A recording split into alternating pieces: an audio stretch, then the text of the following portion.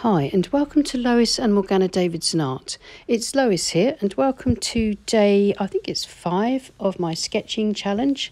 Today I'm going to be painting this painting from a line and wash sketch that I took quite some time for, so I haven't shown it, but I should sort of talk you through it. But it's the painting thing's the most important thing for me. Here's my pencil sketch. I made up the scene using several photographs for reference. So I sort of simplified a building that I found that I liked, and I saw some trees and fields that I liked too. So I kind of put them together into a sketch where the composition felt balanced and it felt fairly pleasing. And from the pencil sketch, I then turned it into this line sketch using waterproof fine liners. I like Faber-Castell Artist Pitt pens. They have Indian ink and they give me a really good line, and there's a good range of different nib thicknesses that I can use if I like. I use the 0.3 and the chisel tip here for this one. So you can see that I've got my outline done, and I've got quite a bit of shading done for the trees and in the deep shadows underneath the trees, and a nice light area in front of the church. I'm using Saunders Waterford cold pressed watercolour paper. It's taped to my board, and my board's at an angle of about 20 degrees, so not too much tilt today. I'm wetting the page mostly all over, as I usually do, leaving a few dry patches because then I'll get a range of soft and hard edges where the paint and water will resist the dry patches and flow into the wet patches of paint. I'm starting off with raw sienna across the tree line just to warm that up a little bit, and then just Payne's grey across the top of the tape, and gravity will help me to paint a fairly overcast sky. Payne's grey will always lighten up. You have to put it on fairly dark to get any tone, so don't worry about that. But if you're looking for something like an overcast sky like this, then Payne's grey is really lovely. I'm just trying to use sort of horizontal brush strokes with a slight upward tilt to get some directionality to the sky and a little bit of variation. I'm painting wet in wet, so everything will soften and diffuse. Now bringing some raw sienna into the landscape, just to start that off, and then I shall paint the landscape with sap green, perylene green, raw sienna, burnt sienna, and a bit of burnt umber. You can see that I'm building up my colour with ready-made greens, but I'm tempering the ready-made greens or toning them down with burnt sienna, burnt umber and raw sienna.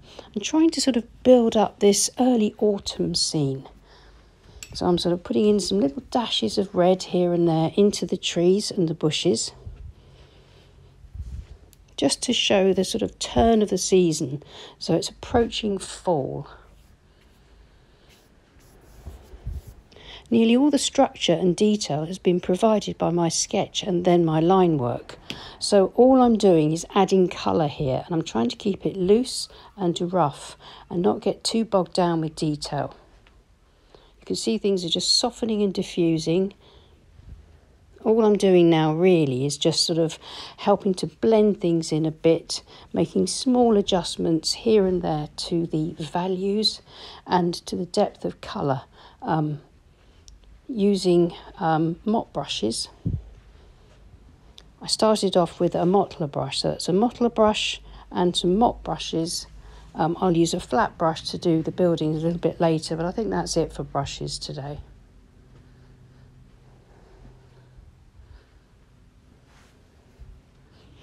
You can see that I've left a bit of dry brush in the foreground, and I think that adds texture and it adds a bit of character to the front.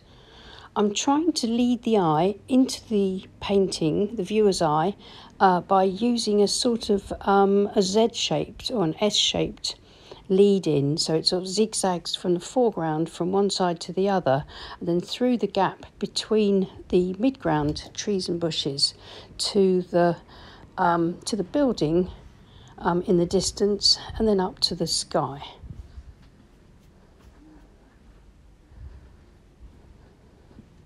So all I'm doing really is finessing this rough wash slightly, making sure I've got enough of it, because everything will dry back about 30% lighter, making sure that I've got enough like dabs of burnt sienna in the trees to suggest autumn, but I can put a little bit more on once the wash is completely dry. I'm working quickly because as soon as I apply the washes, obviously the page is going to begin to dry. So I want to get all of this on and done while everything's still damp and workable. Just try and lift a little bit of light, or just slightly underneath that line of trees there. Soften it down a bit. Just soften back any of those darker washes that are maybe where the paint's gathered a little bit too thickly.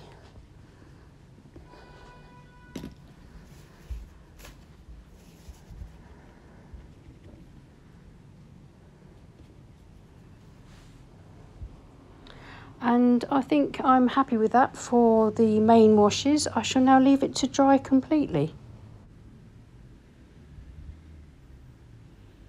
So here it is, it's all dried really nicely. I'm really pleased with how it looks. It looks a little bit sort of brighter and more vibrant in real life. It's washed out from my studio lighting. Now all I need to do is finish it off, and the most important thing is to make sure all eyes can be drawn to the focal point. And by using burnt sienna, which I have in accent colours here and there on the trees, but by using quite strong burnt sienna on the rooftops of the church, the eyes drawn towards those pops of red against the green. And now it's a matter of sort of just balancing up some of the trees, adding a bit more tone, a little bit of extra paint onto the trees, so that these mid-ground trees are more got more body, if you see what I mean, and actually cover the view of the distant tree line, if you see what I mean. They were looking a little bit thin, but then that's just because they've got the underwash on, which was mostly mostly light tones. Now I want these mid-tones to just flesh out the trees a little bit more in the mid-ground. And then I think I just want to put a bit of shadow across the foreground itself.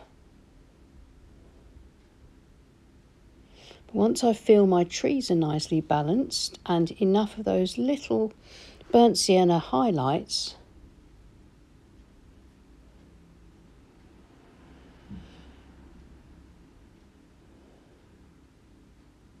then I think that's probably all I need to do. I'm quite happy with this overcast painting. Usually when you've got this sort of grey overcast sky, it kind of diffuses the light really brightly over the landscape in a sort of almost uncanny way, and I'm really pleased with the way that effect has happened here.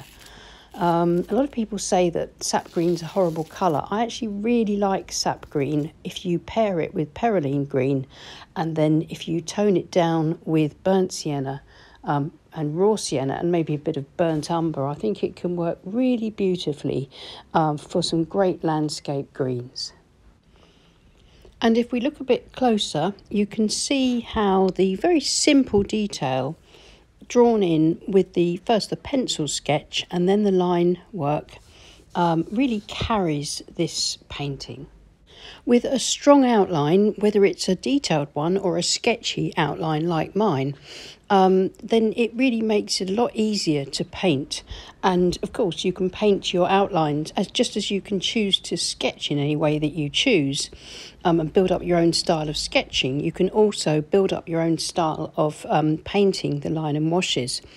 You can paint them carefully, almost like a sort of not quite painting by numbers, that's a little bit glib to say that, but you can sort of really carefully consider each area that you're painting, or you can paint loosely and just sort of dash washes across the entire painting, understanding that the line work carries the painting and gives it structure.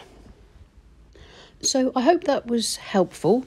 Don't forget you can show me your paintings on Instagram by using the hashtag Lois Davidson Art. and I'll be popping over there every couple of days and just taking a look. And I hope you enjoy practicing your sketching. I must admit, just 2 weeks of focusing on painting skies and practicing my sketching, I really feel that I'm already reaping the benefits and beginning to make a little bit of progress, which is really exciting. If you aren't subscribed, please consider subscribing to our YouTube channel. It's free to do, and we're almost at 90,000 subscribers, and we'd really love to get to 100,000 subscribers by the end of the year, or sooner if possible. And so consider subscribing if you haven't already. Thank you so much if you do. And thanks so much to everyone that supports us on Patreon. Our Patreon details are always in the listings below, so you can support us there. And that really helps with the channel and helps us to produce more content for you here. So thanks again, and we'll see you again soon. Take care and happy painting. Bye.